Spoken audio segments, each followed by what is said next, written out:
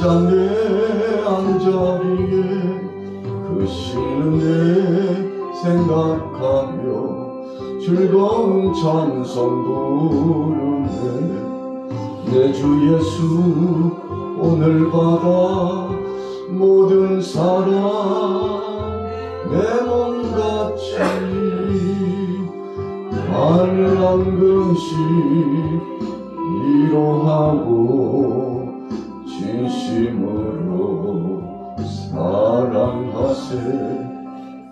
사랑하는 주님 앞에 온갖 충성 다 바쳐서 괴로우나 즐거우나 주님만 힘써 섬기네.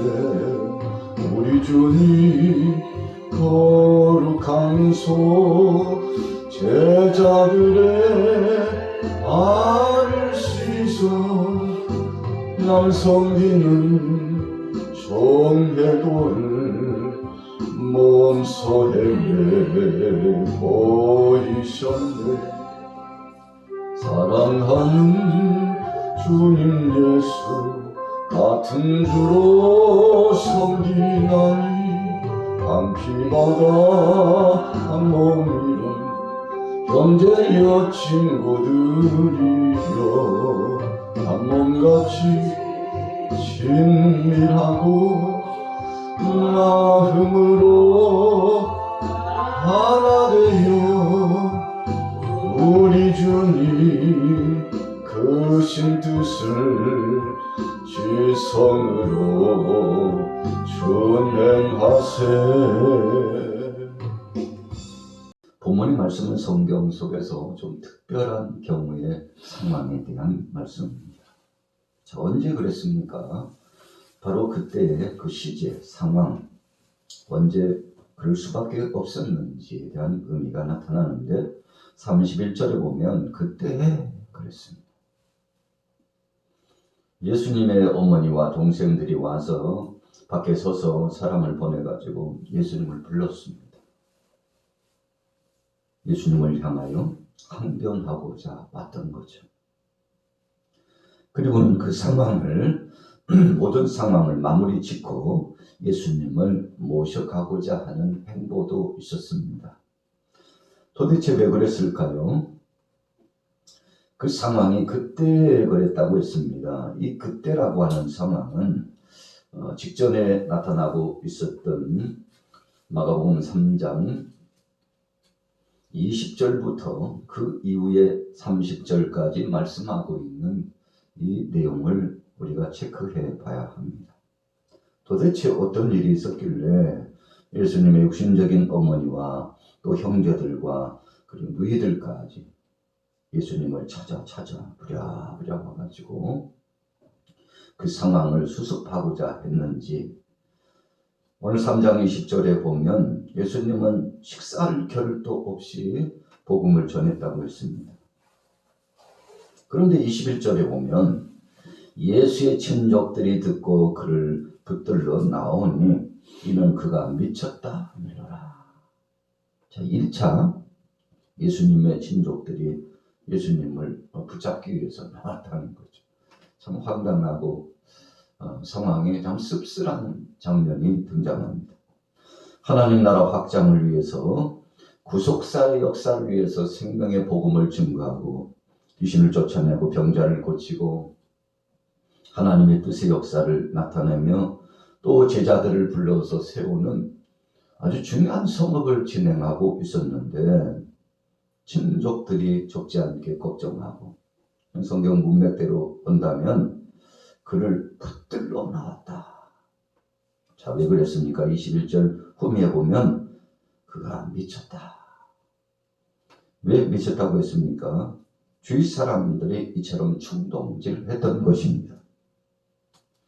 그래서 심지어는 22절에 보니까 예루살렘에서 내려온 서기관들은 그가 바알세불이 집했다 하며 또 귀신의 왕을 힘입어 귀신을 쫓아낸다 하니 정상적인 하나님의 영광스러운 사역을 폄하시키고 주님의 사역을 방해하고자 한마디로 말하면 주위에 있는 많은 사람들이 예수님을 대적했던 것입니다. 귀신의 힘을 빌어가지고 지금 절고 있는데 한마디로 말하면 귀신 들려서 미쳤다. 그러니 제압해야 되지 않겠느냐. 그냥 내버려두면 계속 미친 짓 하니까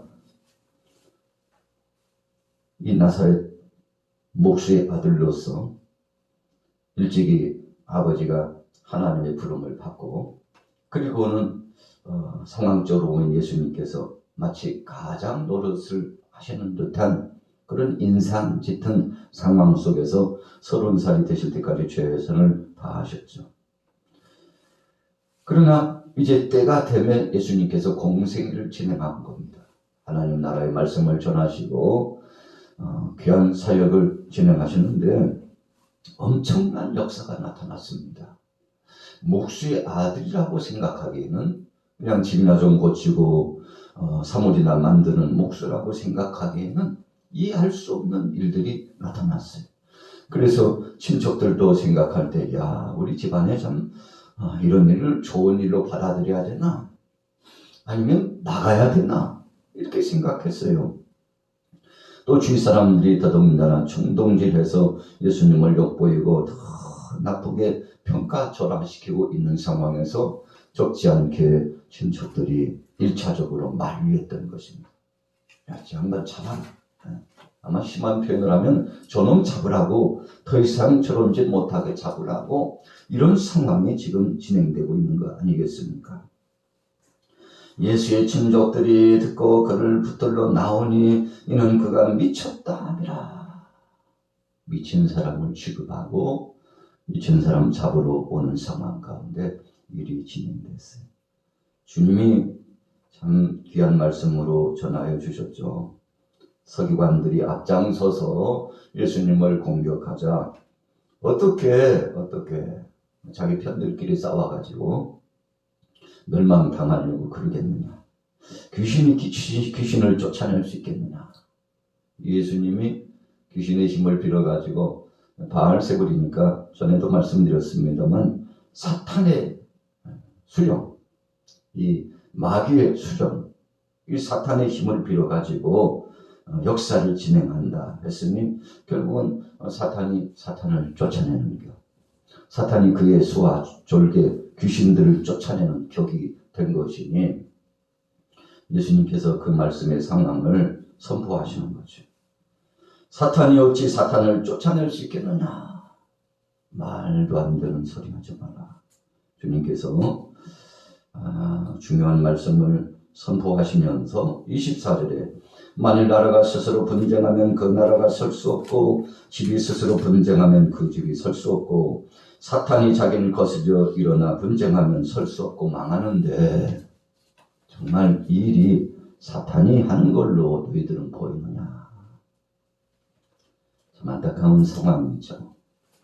성스러운 하나님의 영광스러운 사역을 평화시키고 그리고 그 사역을 방해하고 여러분 이와 같은 참 몹쓸 일이 나타나고 있었는데 27절에 예수님께서 결론을 하셨죠.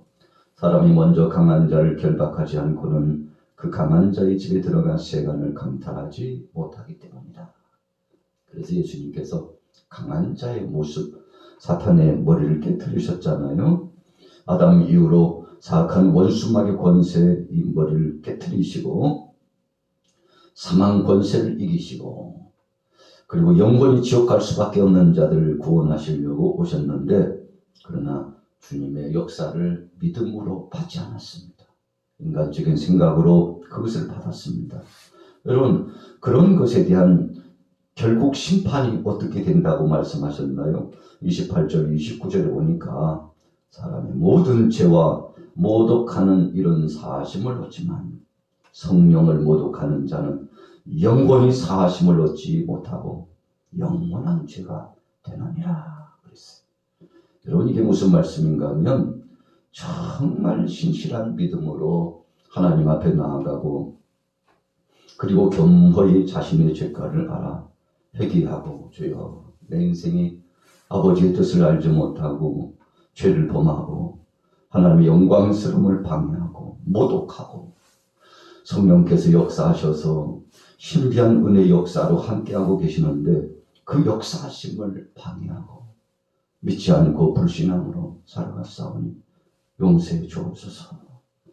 여러분, 이와 같이 회개하고 자백하면 살거니와 그러나 회개도 없이 끊임없이 대적하고 방해하는 저들은 영원히 사하심을 얻지 못하고 영원한 죄가 있느니라 그랬어요.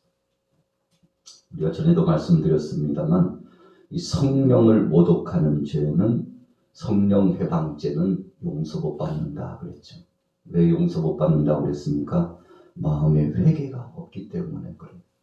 그것이 얼마나 큰 죄인 줄을 알지 못하고 끊임없이 대적하고 방해하고 그리고 자백하고 회개하지 못하는 저들에게는 더 이상 기회가 없다.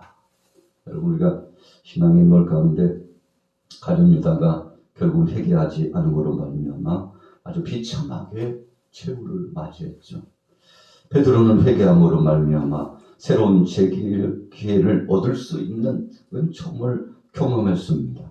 신명기 말씀해 보니까 하나님 앞에 죄를 범한 죄가 자신이 당대에 끝나지 않고 최소 3, 4대까지 내려간다고 그랬습니다. 여러분, 그래서요, 하나님은 일거수일투족을 다 감찰해 보십니다. 그래서 예수님께서도 얼마나 답답하면 이런 말씀을 29절에 선포했겠습니까? 사실은 예수님의 육신적으로 보면 친속들이에요. 1차적으로 친속들이 예수님을 막아서려고 했지만 주님의 강력한 말씀 앞에 막아서지 못했습니다. 그러니까 가족들을 동원한 겁니다. 당신들 지금 뭐 하고 있냐고. 지금 예수가 미쳐가지고 귀신의 힘을 빌어가지고 온통 지금 소란을 피우고 다녔는데 서기관들 이야기 안 들어봤냐고. 지금 주위 사람들이 난리하고. 예수님의 육신적인 어머니와 형제들과 누이까지 동원됐어요. 여러분, 예수님께서 이 대목의 말씀을 진행하시면서 굉장히 서운해하셨죠. 섭섭해하셨습니다. 자, 본문으로 돌아가 보십시오. 그래서 이 그때라고 하는 것은 제가 방금 전자의 서론을 설명드린 것처럼 참 예수님께서 볼 때 말도 안 되는 행색을 진행하고 있었는데 바로 친속들이 그런 상황을 몰아가고 있었을 때 가족들마저도 예수님을 이해해 주지 못하고 마리아와 요셉이 어땠습니까? 성령에 의해서 하나님의 구속사역이 이루어짐을 알고 아멘, 임마누엘 천사가 전해준 이 복음의 비밀스러움을 간직하고 하나님 앞에 영광 돌렸고 육신적인 아들이 아니라 만천하의 만백성들을 구원하실 메시아임을 고백하고 그래서 그분이 행하실 사역의 때를 기다렸죠. 그런데 이렇게 모든 것을 총체적으로 알고 있는 육신적인 어머니가 자신뿐만 아니라 남자 동생들과 그리고 너희들까지 동원해가지고 와서 예수님을 막아서기 위해서 사람의 말을 듣고 인간적인 생각을 가지고 하나님의 성스러운 성업을 방해하고 막아서고 있는 것을 보고 예수님께서 질타를 가하신 내용입니다. 자, 보세요. 예수님을 불렀어요. 밖에서 불러서 주님을 이제 만나기를 독대하기를 원했습니다. 사람들이 얼마나 많이 모였는지 32절에 보세요. 무리가 예수를 둘러 앉았다가 여짜오되 보소서 당신의 어머니와 동생들과 너희들이 밖에서 찾습니다. 얼마나 많은 사람이 운집했는지 자, 가까이 갈 수가 없어요. 불렀다는 것입니다. 또 사람을 시켜서 제발 좀 예수님께 알려달라고 우리가 지금 찾고 있다고 지금 이러고 있을 때가 아니라고 좀 전달해 달라는 것입니다. 예수님께서 가족들이 왜 왔는지를 알고 있잖아요. 그들의 속심령을 다 꿰뚫어 감찰해 보고 계셨습니다. 그렇기 때문에 예수님께서 33절에 그렇게 말씀하신 거예요. 대답하시되 누가 내 어머니며 동생들이나 하시고. 여러분, 예수님이 십자가상에서 못 박여 죽으실 때 사랑하는 제자 요한에게 요한아, 네 어머니다 마리아를 부탁했습니다. 예수님이 우리가 성경적으로 보면 예수님 가정도 돌보지 않고 가족들도 부정하고 심지어는 어머님마저 무시했나? 야, 참 효심도 없다. 형제 우애도 없구만. 우리가 이렇게 생각할 수 있는 대목이거든요. 여러분, 그러나 그런 의미가 아니에요. 영적인 중요한 의미를 지금 선포하고 선언하고 계셨습니다. 여러분, 수제자 베드로가 예수님께서 십자가 지시고 이제 죽으신다. 그러나 죽음으로 끝나지 않고 부활한다. 이 참 영광스럽고 복된 말씀을 예수님께서 전해 주시고 있음에도 불구하고 베드로가요, 영적인 그 의미를 알지 못했어요. 그래서 주님 그런 말씀하세요. 제발 좀 죽으신다는 말씀하시라고 주님이 말씀하시는데 가로막아 섰습니다. 그때 예수님이 제자 베드로를 향하여 뭐라고 말씀했습니까? 사탄아, 내 뒤로 물러가라. 여러분, 제자에게, 그것도 수제자에게 정말 3년 동안 예수님과 함께 동고동락하고 충성한 제자에게 사탄이라고 했으니 베드로가 기분이 좋았을까요? 사탄아, 물러가라. 네가 하나님의 일을 알지 못하고 하나님의 뜻을 생각지 않았다고 예수님께서 얼마나 책망했는지. 여러분, 우리가 하나님 앞에 부름받은 제자로서 복음을 붙잡은 사람들로서 하나님 앞에 예배하는 자들로서 인간적인 감정과 인간적인 세상의 생각을 가지고 접근하면 여러분 얼마나 안타까운 것입니까? 이 어머니와 형제들이 세상 사람들이 소리를 들었어요. 인간적인 체면을 생각했습니다. 육신적인 자기 생각이 하나님의 뜻보다 앞섰어요. 그래서 먼저 앞서 나가서 미리서부터 이래저래 저래 얼마나 예수님을 공격하고 방해했는지. 여러분, 이런 일들이 다 예수님께 감지됐잖아요. 그래서 주님 딱 한 말씀 하셨습니다. 바로 35절 결론의 말씀이죠. 누구든지 하나님의 뜻대로 행하는 자간데 형제요 자매요 어머니니라. 우리가 성경의 문맥 속에 보면은요, 성경 여러 부분에 특별히 마태복음 12장과 누가복음 8장 19절 이후에 보면 누가 내 형제냐, 누가 내 어머니냐, 누가 내 누이들이냐, 아주 강력한 말씀으로 예수님께서 나타내 주셨습니다. 여러분, 오늘 33절 말씀에도 대답하시되 누가 내 어머니며 동생들이냐. 이 공간적인 복음의 의미에서 새 부류의 내용 속에 이 대목을 말씀하면서 하나님 뜻대로 행하지 않는다면 끝이다, 이런 뜻이죠. 여러분, 그래서 오늘 예수님께서 행하신 생명의 복음을 증거하시는 위대한 이 역사를 믿음으로 받지 않고 성령의 역사하심을 쫓아 받지 못했던 서기관과 그리고 심지어는 옆에 있는 제자들까지 사랑하는 가족들조차도 예수님을 뭘 이해하고 주님의 사역을 방해하여 예수님을 끌어가고자 왔으니 단숨에 주님께서 거부하셨죠. 지금 하나님 나라의 확장에 복음을 증거하시는데 지금 무슨 일을 하고 있는지 알고나 있습니까? 주님께서 다시 한번 질타하시는 말씀을 주셨습니다. 그래서 하나님 뜻대로 생명의 복음 증거하는 일을 중단할 수 없으니 이 일에 함께 동참하시기를 원한다는 선포적인 말씀을 주었죠. 후미에 구체적으로 말씀은 나타나지 않습니다만 예수님께서는 나사렛 인근 근동에서 복음을 전하시다가 이제 결국은 그 지경을 떠나시게 되는 것을 볼 수 있습니다. 그러면서 예수님께서 주신 말씀이 선지자가 고향에서 환영을 받는 예는 없다. 환영을 받기가 쉽지 않다는 것을 말씀해 주셨죠.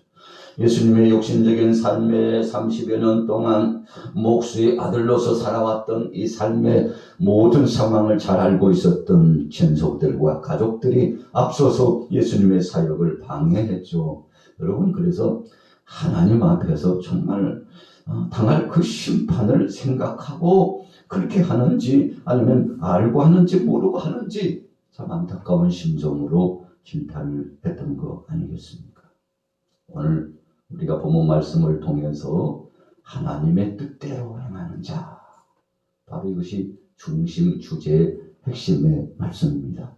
그래서 우리는 무슨 일을 하든지 정말 이것이 주님의 뜻 가운데 하나님이 영광 받으시는 역사로, 그래서 주의 이름으로 주님의 신실하신 그 역사가 나타나기를 소원하며, 여러분 이런 중심으로 행하면 얼마나 아름답고 복되겠습니까?